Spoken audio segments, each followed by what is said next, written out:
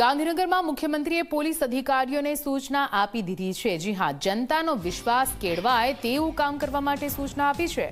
Crime conference દરમિયાન મુખ્યમંત્રી ભૂપેન્દ્ર પટેલે સૂચન કર્યું છે। જનતા પાસેથી મળતી માહિતી જ તમારી સાચી આઈબી છે તેવું મુખ્યમંત્રીએ કહ્યું। મુખ્યમંત્રી ભૂપેન્દ્ર પટેલે વધુમાં કહ્યું કે પ્રજા ત્યારે જ માહિતી આપશે જ્યારે તમારા પર વિશ્વાસ હશે।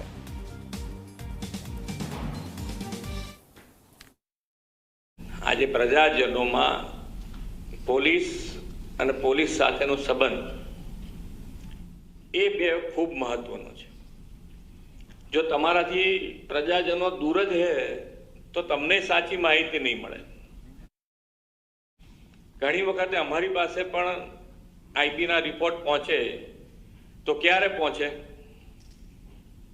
કે થઈ ગયા પછી પહોંચે। હવે એની અંદર તમે શું કરી શકો એ તો જાણકારી થઈ જાય પછી